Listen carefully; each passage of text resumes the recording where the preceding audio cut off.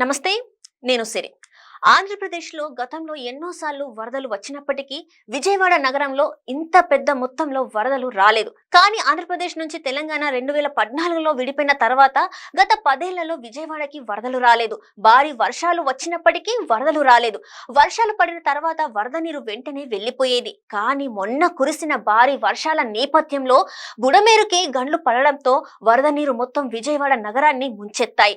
బుడమేరుకు ఒక్కచోట కాకుండా 3 చోట్ల గండ్లు పడడంతో ఈ వరద కాస్త పెరిగి 2-3 రోజులు విజయవాడ నగరం జలమయమైంది. దీంతో వేలాది మంది నిరాశ్రయులు కావడం కాకుండా లక్షలాది మంది వరద బాధితులుగా మారారు. వరదలతో వందల సంఖ్యల ఇళ్లు పూర్తిగా ధ్వంసమయ్యాయి. మరికొన్ని పాక్షికంగా దెబ్బతిన్నాయి.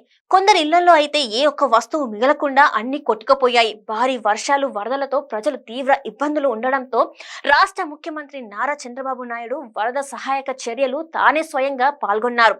వరద నీటిలో బాధితులను పరామర్శించి మరబోట్లతో బాధితులకి ఆహారం అందించారు. గతంలో ఎన్నడూ లేని విధంగా విజయవాడ ప్రజలు వరదలతో ఇబ్బందులు పడుతున్నారు. దీంతో వరద బాధితులను ఆదుకోవడానికి రాష్ట్ర ప్రభుత్వం ప్రత్యేక ప్యాకేజీతో ఆదుకోవాలని భావిస్తుంది.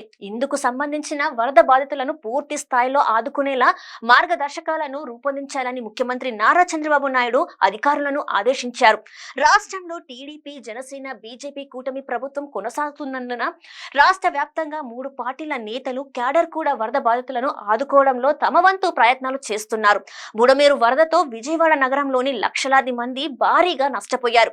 ఇప్పటికే ప్రభుత్వం ఇంటింటి సర్వే చేస్తుంది. ఈ నివేదికల ఆధారంగా నష్టపోయిన వారికి ఆర్థికంగా అండగా నిలవనున్నారు.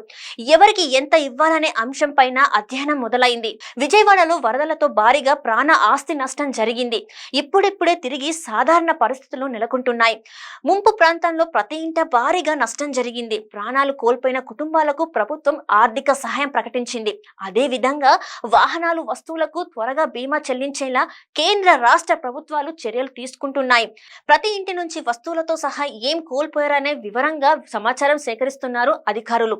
వరదల మూలంగా నష్టం ఎంతనేది తేలిన తర్వాత పరిహారం పైన నిర్ణయం తీసుకుంటారు.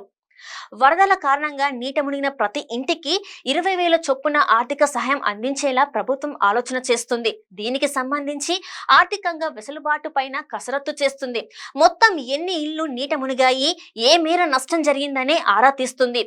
ఒక మాదిరిగా మునిగిన ఇళ్లకి 10,000 చొప్పున సహాయం చేయాలనే అంశాన్ని పరిశీలిస్తున్నట్టు తెలుస్తుంది.